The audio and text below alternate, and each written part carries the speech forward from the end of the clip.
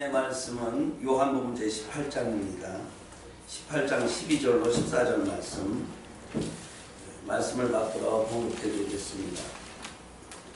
이에 군대와 천부장과 유대인의 아랫사람들이 예수를 잡아 결박하여 먼저 안나스에게로 끌고 가니 안나스는 그해 대제사장인 가야바의 자손이라. 가야바는 유대인들에게 한 사람이 백성을 위하여 죽는 것이 유익하다고 권고하던 자더라. 아멘. 아멘. 이제 여기를 바라보십시오. 우리가 성경의 그 뒷배경을 알아야 예수님이 십자가에서 왜 죽으셨는가를 알게 됩니다. 예수님이 이 땅에 오시기 전에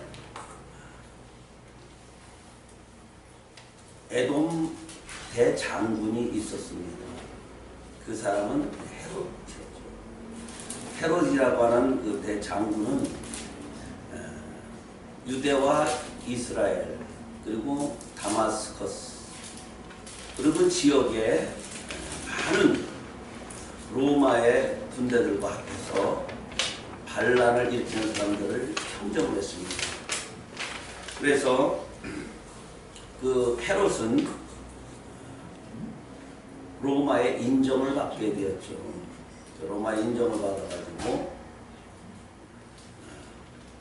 이스라엘을 다스리는 유대인의 왕으로 등극을 하게 됩니다. 그 사람의 그 고향은 에돔입니다. 다시 말하면 이스라엘 사람이 아니고 에돔이에요. 그래서 이스라엘에는 우리나라로 예를 들면 한국 정부의 일본 이토 히로부미가 왕으로 온다고 생각하면 어떻게 합니까? 상당히 기분이 나쁘죠. 그게 안 될 얘기잖아요. 그러니까 에돔 국가, 이스라엘의 밑에 붙은 에돔 국가의 대장군인 헤롯이 이스라엘 전역을 다스리는 로마로부터 통치권을 받아서 그 공로를 인정받아서 이제 이스라엘을 다스리게 됩니다. 이 사람은 난폭하고 욕심이 많고 특별히 왕권에 대하여는 상당한 집착력이 강한 사람입니다. 그래서 그가 왕이 되었을 때에 혹시라도 자기 아들들이 자기를 죽여서 왕권을 뺏을까 해서 두 아들을 죽였죠. 두 아들을 죽였는데 그의 엄마, 자기 아내 미리암이 너무 마음에 상처를 입고 이제 원수를 자기 남편을 죽이려고 하는 원수가 부려고 하는 그런 마음이 생겨났게 했습니다. 이걸 알고 헤롯이 자기 부인 미리암을 독사를 시킵니다. 그만큼 자기 왕권에 대하여서 자기 아들들도 죽이고 자기 부인도 죽인 사람이 헤롯이에요.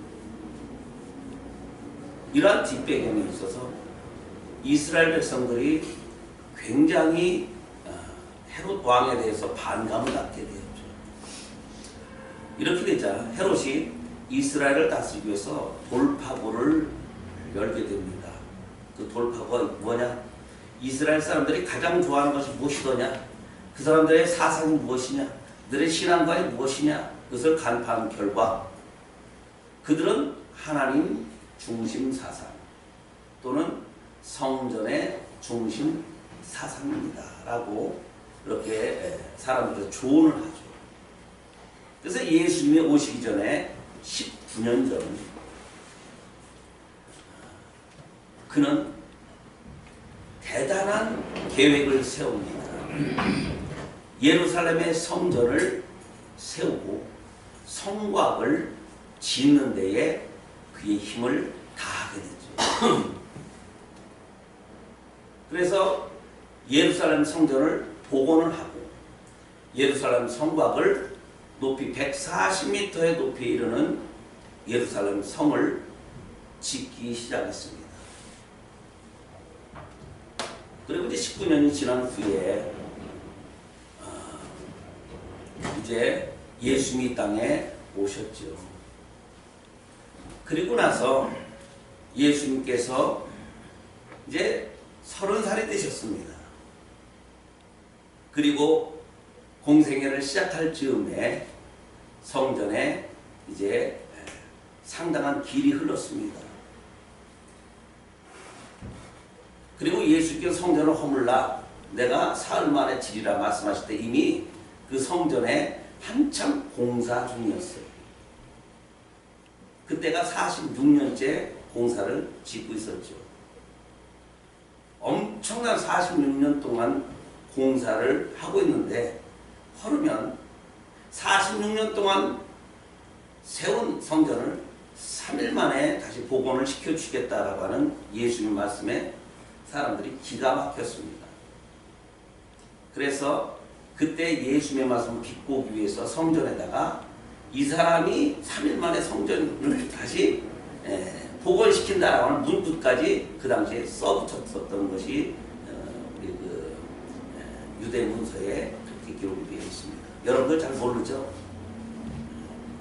한국 성경만 읽어보니까 여러분들 모를 거예요. 저는 히브리 헬라어를 25년을 강의한 사람입니다. 그래서 여러분들이 성경 배경을 알아야만이 뒤에서 딴소리를 안 해요. 그 배경을 말씀드리려고 합니다. 예수님께서 공생애를 하시기 전에 유명한 대제사장 한 사람이 등장을 합니다. 헤롯과 같이 왕권의 욕심이 가득한 대왕이 에돔 사람이 이스라엘을 다스렸을 때에 이스라엘 사람들은 상당한 분노를 겪었고 그 이스라엘의 사람들의 마음을 다스리기 위해서 헤롯 왕은 성전을 짓는 정책을 썼고 그리고 그 후에 또 하나의 아주 욕심이 대단한 대제사장이 씁니다. 그런데 이 대제사장은 직임이 몇 년이냐면 1년입니다. 대제사장은 1년 직임이에요. 왜냐하면 제사장들이 수천 명이나 되는데 그것을 제비를 뽑아서 1년에 한 명 대제사장이 되는 겁니다.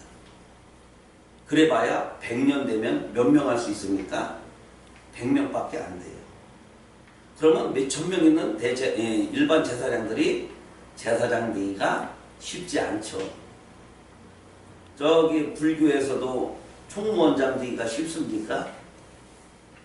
수만 명의 무슨 스님 많은 데서 총무원장 하나 되려면 별 로비를 다 써서 그 자리에 가는데 이게 직임이 몇 년 안 돼요. 100년 해봐야 몇십 년도 안 됩니다. 옛날에도 마찬가지입니다.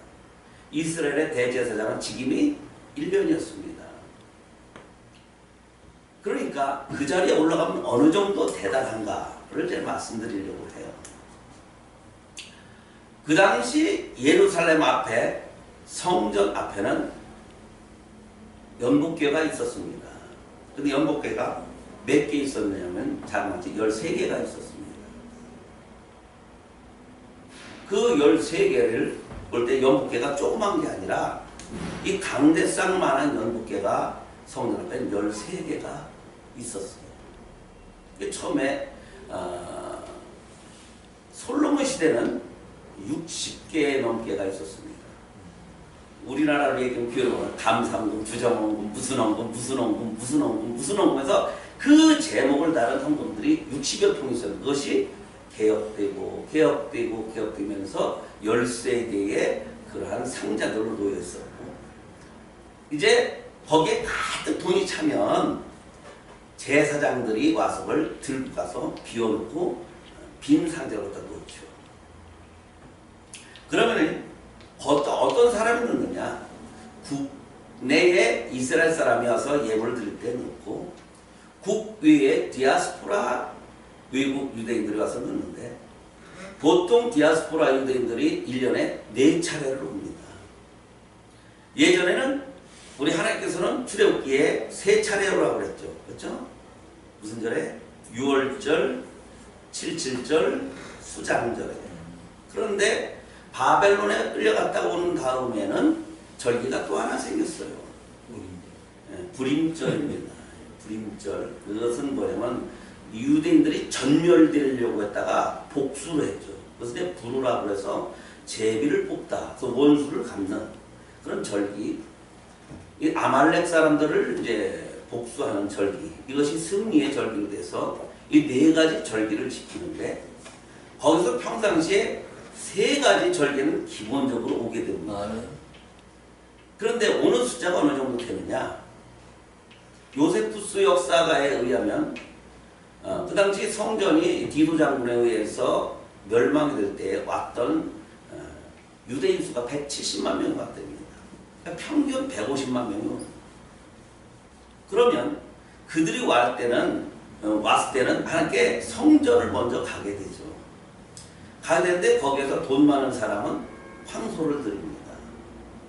조금 돈이 없는 사람은 양이나 염소를 드리고 또 그보다 또 돈이 없는 사람은 비둘기를 드리고 그보다 돈 없는 사람은 뭘 드리냐면은 밀가루를 드리거나 그리고 돈을 좀 드리죠.